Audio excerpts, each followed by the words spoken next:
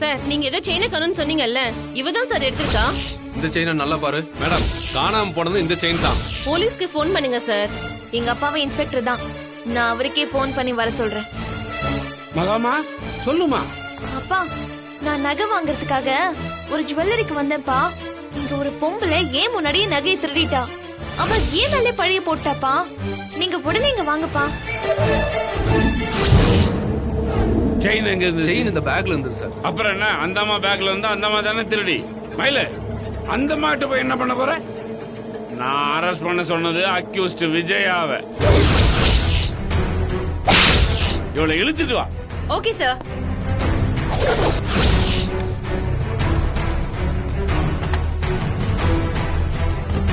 உன்ன மாதிரி கேவலமான கிரிமினலா அவ ஆக்கியிருக்கவே மாட்டான். அவ கால் தூசி கூட நீ எல்லாம் சமம் இல்ல. என் பொண்ணு மாதிரி நடிக்கிறதுக்கு கூட உனக்கு அருகதை கிடையாது. நீ செஞ்ச திருட்டு வேலையை விட என் பொண்ணா நடிச்ச பாரு, அதுதான் நீ செஞ்சதுல பெரிய பாவம். அதுக்கான தண்டனையை கண்டிப்பா நீ அனுபவிச்சே தீருவ. இதுக்கான பலனை நீங்க அனுபவிக்க தான் போறீங்க. செஞ்சது அயோக்கியத்தனம், இதுல கோபம் வேற வருதோ? எங்களுக்கு சாபம் கொடுக்குற, இங்கே கொண்டு புதைச்சிருவன் ஜாக்கிரதை. வரமரே பாக்க பாக்க எனக்கு எரிச்சலா இருக்குது. இவளை தூக்கி உள்ள போடுங்க முதல்ல. உத்தரவு ஆண்டவரே. வா, எவ்வளவு திமிர் இருந்தா எங்ககிட்ட நடிச்சிருப்ப.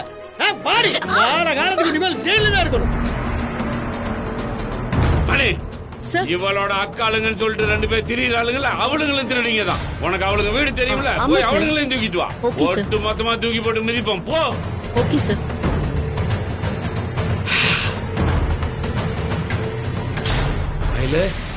இப்போ உனக்கு சந்தோஷம் தானே? ரொம்ப சந்தோஷம் சார்.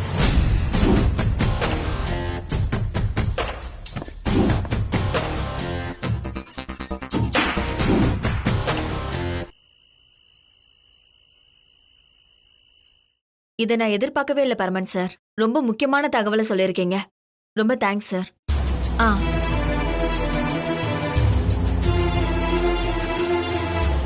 யாருக்கா போன்ல? நீ ஏன் ஒரு மாதிரி டென்ஷனா பேசிட்டு இருக்க? டென்ஷன் இல்லடா, நிம்மதி. ஒரு பெரிய பாரம் என் மனசுல இருந்து இறங்கின மாதிரி இருக்கு. என்னம்மா சொல்றீங்க? மகானு ஒருத்திய தான் பொண்ணா நினைச்சு உங்க அப்பா உருகிட்டு இருந்தாருல்ல, அவ அவரோட பொண்ணே இல்லையா, விஜயாங்கிற ஒரு ஃப்ராடா. ஊர் ஊரா போய் நகைக்கடையா பார்த்து குறி வச்சு திருடுற திருடியா. அந்த திருடியதான் இவ்ளோ நாளா தான் பொண்ணா நினைச்சு நம்பிட்டு இருந்தாரு. இப்பதான் அவளை பத்தின உண்மை தெரிஞ்சு அவளை அரெஸ்ட் பண்ணிருக்காராம்.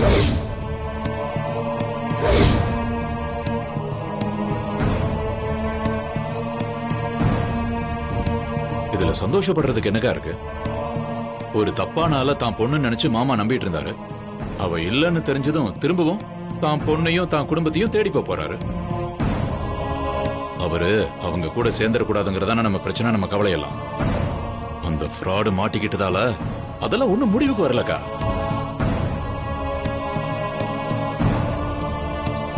அந்த குடும்பத்தை ஏதாவது ஒரு வழி பண்ணாம நம்ம நிம்மதியை தூங்கவே முடியாது. இவ்வளவு நாளா அந்த மகாவை ஃபாலோ பண்ணிட்டு இருந்தேன். திரும்ப நான் முதல்ல இருந்து ஆரம்பிக்கணும். உண்மையான குடும்பத்தை தேடி பிடிச்சு விரட்டி அடிக்கணும். அது நடந்தாதான் இந்த பிரச்சனை ஒரு முடிவுக்கு வந்ததா அர்த்தம். ஆமாம்மா, மயிலக்கா மூலமா அந்த குடும்பத்தை பத்தி எப்படியாவது அந்த டீட்டெயில்ஸை வாங்க முடியுமான்னு நான் பாக்குறேன். அவங்கள அப்பா பக்கமே வர விடாத பாத்துக்கிட்டாதான் நம்ம வாழ்க்கையை நாம காப்பாத்திக்க முடியும். அப்படின்னா அந்த வேலையை சீக்கிரம் பாருடா. நானும் எவ்வளவு நாள் தான் வயித்துல நெருப்ப கட்டிக்கிட்டே கஷ்டப்படுறது. சீக்கிரம் எல்லாத்தையும் ஒரு முடிவுக்கு கொண்டு வரணும். அப்படின்னா என் பொண்ணை ஏத்துக்கிட்ட மாதிரி கஸ்தூரி வெற்றி பேசுறது வெறும் நடிப்பு தான். சுசீலாவோட குடும்பத்தை விரட்டுற திட்டத்தோட தான் இவங்க எல்லாரும் இருக்காங்க. காசி இங்க வந்திருக்கிறதும் அதுக்காக தான். ஆனா ஏன் முன்னால எல்லாரும் சகஜமா இருக்கிற மாதிரி நடிக்கிறாங்க. நாமளும் ஒரு நாடகத்தை போட்ட வேண்டியதுதான். காசி, நான் ஏற்கனவே சொன்னதுதான். அந்த குடும்பத்தை விரட்ட நீ வாங்க. என்னங்க இன்னைக்கு சீக்கிரம் வந்துட்டீங்க? இந்த பக்கம் ஒரு என்கொயரிக்காக வந்தேன். அப்படியே இந்த பக்கம் வந்தேன். குடிக்க கொஞ்சம் தண்ணி கூட. இதோ எடுத்துட்டு வரேன்.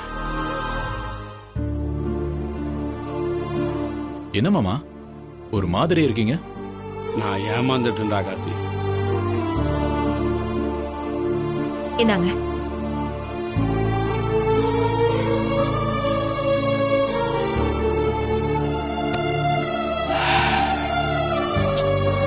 நான் யார பெருசா நம்பணுனோ அவ என்னை ஏமாத்திட்டா.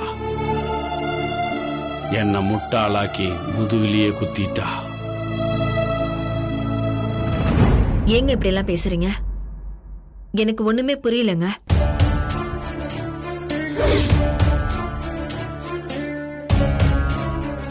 ஏங்க ஏன் அப்படி பாக்குறீங்க? என்னை மன்னிச்சிருக்க சூரி. என்னங்க என்கிட்ட மன்னிப்பெல்லாம் கேக்குறீங்க? நான் உன்னை ரொம்ப கஷ்டப்படுத்திட்டேன்ல. சுசீலாவோட குடும்பத்தை தேடுறங்கிற பேர்ல உன்னையும் என் பையனையும் கண்டுக்காமையே இருந்திருக்கேன். அதுக்கான தண்டனையை தான் இப்ப அனுபவிக்கிறேன். அப்பா எங்களுக்கு ஒரே குழப்பமா இருக்கு. என்ன நடந்துச்சுன்னு கிளியரா சொல்லுங்க. என் பொண்ணு கிடைச்சிட்டாங்கிற சந்தோஷத்துல இவ்வளவு நாளா நான் தலகால் புரியாம இருந்திருக்கேன். ஆனா அவ என் பொண்ணே இல்ல வெற்றி.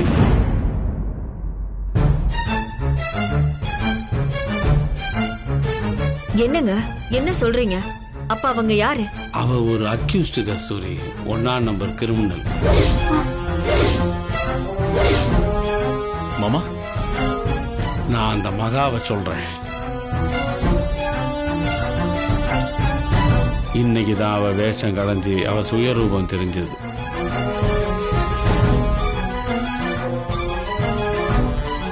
உண்மை தெரிஞ்சதுக்கு அப்புறம் எனக்கு ரொம்ப அசிங்கமாயிடுச்சு. இவ்வளவு பெரிய திருடிய போய் நான் என் பொண்ணுன்னு சொல்லி இந்த வீட்டுக்கெல்லாம் கூட்டு வந்து உங்களை எல்லாரையும் அவளுக்கு உறவா நினைக்க வச்சு என் சுயநலத்துக்காக உங்க எல்லாரையும் நோவடிச்சிட்டேன்ல. எல்லாரையும் நான் மன்னிச்சிருங்க. என்ன மாமா பெரிய வார்த்தையெல்லாம் பேசிக்கிட்டு? அவதான் ஒரு ஃப்ராடுன்னு தெரியுதுல, சந்தோஷப்பட வேண்டியதானே? ஆமாப்பா, அவகிட்ட ஏமாந்ததை நினைச்சு நீங்க வருத்தப்படாதீங்க. அவளதான் லாக்அப்ல வச்சாச்சுல்ல. இனிமே அவளை பத்தி எதுவுமே யோசிக்காதீங்க. பெரியம்மா குடும்பத்தை கண்டுபிடிக்கணும். அதுக்கு என்ன வழியோ அதை மட்டும் பார்க்கலாம்ப்பா. வேணாம் வெற்றி. சுசீலா குடும்பத்தை தேடி அலைஞ்சதெல்லாம் போதும். இனிமே என்னால முடியாது. அந்த குடும்பத்தை தேடி அலைய போய் தானே நான் இந்த மாதிரி ஒரு ஃப்ராடு கிட்ட மாட்டி தண்டகர்மாந்திர அழுது இருக்கேன். நீங்க எல்லாரும் இருக்கிறப்ப நான் அவங்கள தேடி போனேன்ல, அதுக்கு காலம் கொடுத்த தண்டனை தான் இது. இப்பவும் நான் பாடம் கத்துக்கலன்னா நான் மனுஷனே இல்லை. என்னை தூக்கி எறிஞ்சிட்டு போன குடும்பம் இனிமே எனக்கு வேணவே வேணாம். நான் தான் எல்லாம்னு என்னையே நம்பி இருக்கீங்கல்ல, நீங்க மட்டும் என் கூட இருந்தா போதும். இதுக்கு மேலேயும் நான் அவங்கள தேடி அலையறதா இல்லை. இனிமே இதுதான் என் குடும்பம், இது மட்டும்தான் என் குடும்பம்.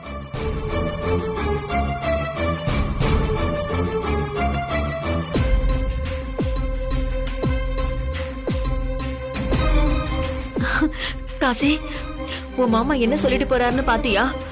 கடவுள் என் விஷயத்துல கண்ணை திறந்துட்டாருடா. இப்பதான் உன் மாமாவுக்கு புத்தி வந்திருக்க. ஒருத்திக்கிட்ட ஏமாந்து நின்ன உடனேதான் என்னோட அருமை அவருக்கு புரிஞ்சிருக்க. அந்த குடும்பத்தை தேட மாட்டேன்னு அவரே சொல்லிட்டாருல்ல, அதுக்கப்புறம் எதுக்குடா இதெல்லாம் தேடணும்?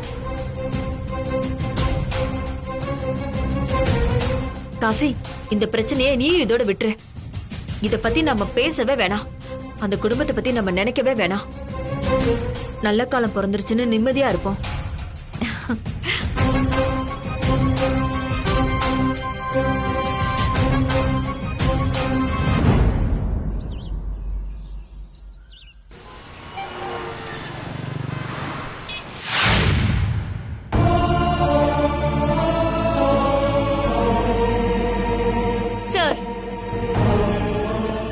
மகா விஷயம் என்னாச்சு மயில?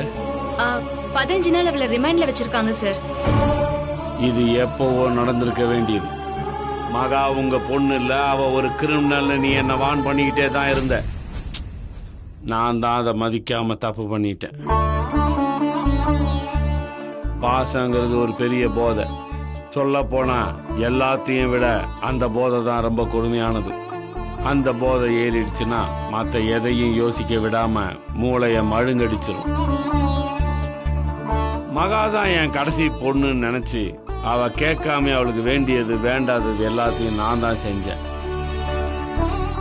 அந்த நேரத்துல தான் எஸ்பியோட ஆபீஸ்ல அந்த சிசிடிவி ஃபுட்டேஜ்ல விஜயாவோட போட்டோவை பார்த்தோம். அதுக்கப்புறம் தான் அவ என் பொண்ணே இல்லைங்கிற மயக்கத்திலிருந்து வெளியே வந்தேன். ரொம்ப சந்தோஷப்பா. இப்பவாது உண்மையை புரிஞ்சுக்கிட்டீங்களே, இப்பதான் எனக்கு ரொம்ப சந்தோஷமா இருக்கு. உண்மை தெரிஞ்சது நல்ல விஷயம்தான். ஆனா என் பொண்டாட்டி பிள்ளைங்களை திரும்ப நான் தேடுற விஷயத்த முதல்ல இருந்தே ஆரம்பிக்கணும்.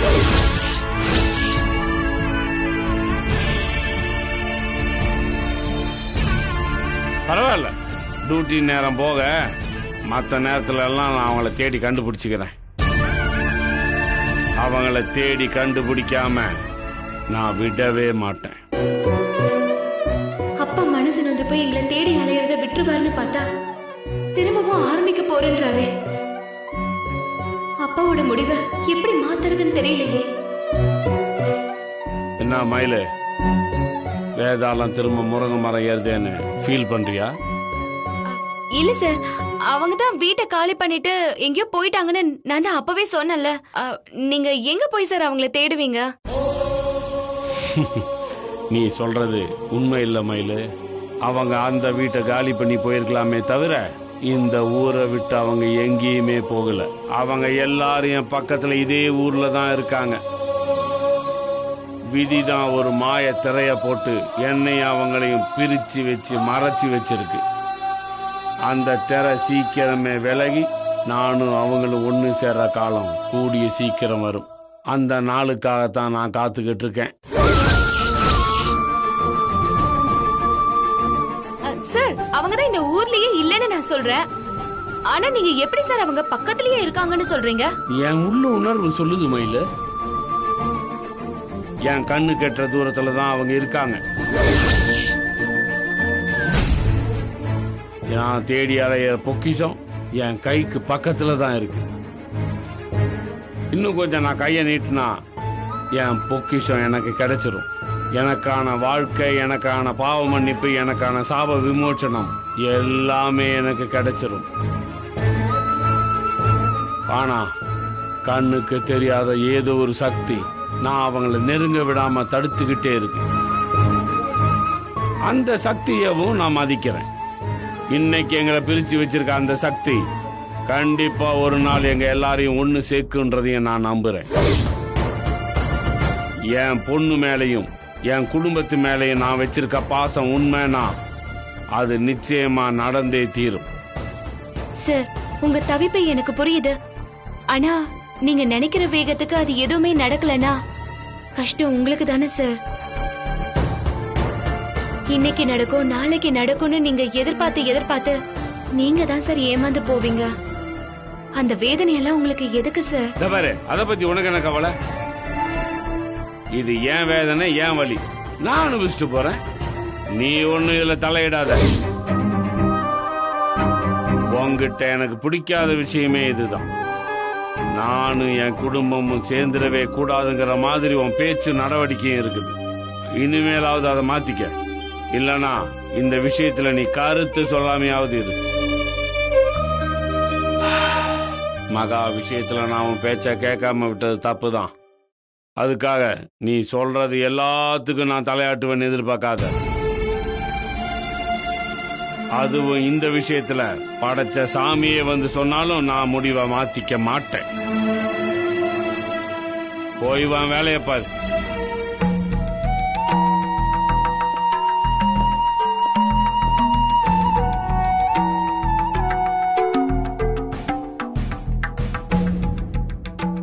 என்ன மன்னிச்சிருமா. எனக்கு உண்மை தெரியுங்கிற விஷயம் உனக்கு தெரிஞ்சிடக்கூடாதுங்கிறதுக்காகத்தான் நான் பழைய குருமூர்த்தி மாதிரி நடிச்சுக்கிட்டு இருக்கேன்.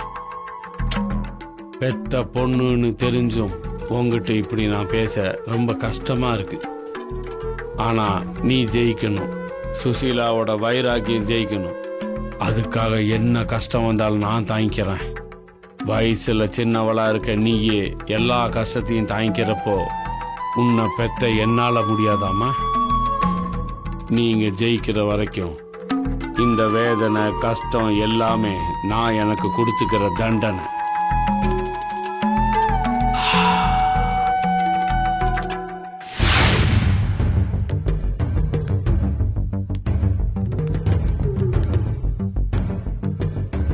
என்னாச்சு தம்பி? ஏன் ரொம்ப டென்ஷனா இருக்க? நடந்த எல்லாமே உங்களுக்கு தெரியும் இல்லைன்னு.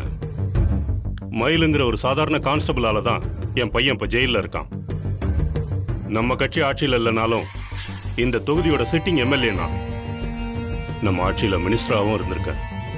இவ்வளவு செல்வாக்கும் பணமும் இருந்தும் அந்த கான்ஸ்டபிள் இது வரைக்கும் எதுவுமே செய்ய முடியலையே. ரொம்ப அவமானமா இருக்குன்னு. இப்ப அவ டியூட்டியில சேர்ந்துட்டான்னு தகவல் கிடைச்சது. தான் ஒரு போலீஸுங்கிற திமிர்ல தானே அவ என் பையன் வாழ்க்கையை அழிச்சா. அவ அந்த வேலையில இருக்கிறப்பவே அவளை நான் அழிக்கணும்னு, அடையாளமே இல்லாம அழிக்கணும்னு. இப்ப எந்த ரிஸ்க் எடுக்காதீங்க, கொஞ்ச நாள் போகட்டும்னு அந்த இன்ஸ்பெக்டர் குருமூர்த்தி என்ன ரொம்ப பயமுறுத்துறான். ஆனா நான் அவன் பேச்ச கேட்கிற மாதிரி இல்ல. என்ன ஆனாலும் சரி, அவளை இப்பவே காலி பண்ணாம நான் விட போறதில்ல. அவசரப்படாத தம்பி. அந்த இன்ஸ்பெக்டர் உனக்கு சரியான ஆலோசனையை தான் சொல்லியிருக்கான். உன் பழி வாங்குற வெறிய கொஞ்ச நாளைக்கு அடக்கி வைக்கிறது தான் எனக்கு சரின்னு படுது. என்னன்னு நீங்க எல்லாம் தெரிஞ்சிருந்தும் நீங்களும் இப்படி பேசுறீங்களே. என் கோவமும் ஆவேசமும் அவனுக்கு புரியாம இருக்கலாம், உங்களுக்கு புரியும் இல்லைன்னா. என் பையனை ஜெயிலுக்கு அனுப்பிட்டு தினம் தினம் வேதனையில துடிச்சுக்கிட்டு இருக்கேன். அவளை பழி வாங்கினாதான் என் ஆவேசம் அடங்கும். உன் கோவம் நியாயம்தான் தம்பி. ஆனா நான் சொல்றது கொஞ்சம் பொறுமையா கேளு. முதல்ல இங்க வந்து உட்கார்.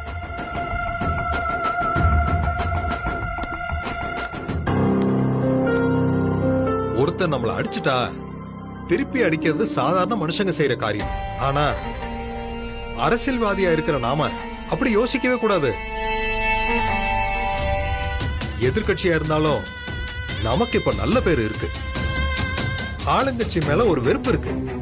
சீக்கிரமே எலெக்ஷன் டேட்டா அறிவிக்க போறாங்க. இப்ப இருக்கிற நல்ல பேரை நாம காப்பாத்திக்கிட்டா திரும்பவும் ஆட்சியை பிடிக்கிறதுக்கு நிறைய வாய்ப்பு இருக்கு. இன்னும் சொல்ல போனா நாம தான் உறுதியா ஆட்சியை பிடிப்போம்.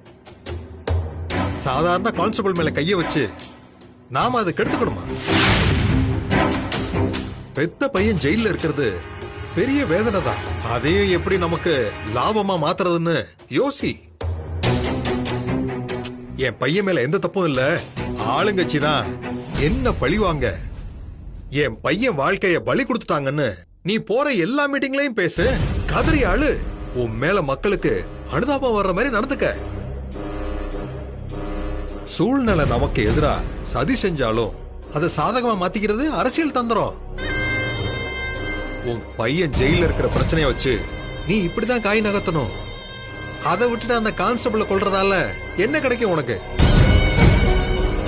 பழி வாங்கின திருப்தியும் சந்தோஷமும் கொஞ்ச நாளைக்கு தான் இருக்கும். ஆனா நீ செய்ய போற காரியம் எலெக்ஷன்ல எவ்வளவு பாதிப்பை ஏற்படுத்தும் யோசியா? எதிர்கட்சியா இருக்கும் போதே ஒரு லேடி போலீஸ போட்டு தள்ளிட்டாங்க. இவங்க ஆட்சிக்கு வந்தா இன்னும் என்ன வேலை நடக்குமோன்னு பப்ளிக் மனசுல நம்ம மேல ஒரு வெறுப்பு உருவாயிரும். ஆளுங்கட்சியா ஆட்சியில உட்கார வேண்டிய நாம திரும்பவும் 5 வருஷத்துக்கு வனவாசம் போற மாதிரி ஆயிடும். உன் தனிப்பட்ட பழி வாங்குற உணர்ச்சிக்காக கட்சியோட எதிர்காலத்தை நாசமாக்க போறியா?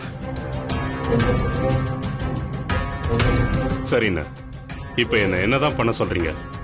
அந்த கான்ஸ்டபிள கொல்ற திட்டத்தை தள்ளி போடு. அவ நம்ம பார்வையை விட்டு எங்க ஓடிட போறா? எலெக்ஷன் முடியட்டும், முதல்ல ஆட்சியை பிடிப்போம். வேணாம் போ. சரிங்க. அதுக்கப்புறம் பொறுமையா அவ கதையை முடிப்போம்.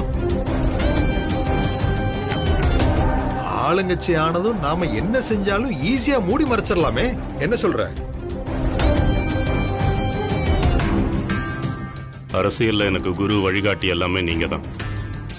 நீங்க சொல்ற மாதிரியே செஞ்சிடலாம். வருத்தப்படாத. வாழ்க்கையில தீர்க்கப்படாத கணக்கு இருக்கவே கூடாது. சரியான சமயம் வரட்டும், தீர்த்துடுவோம்.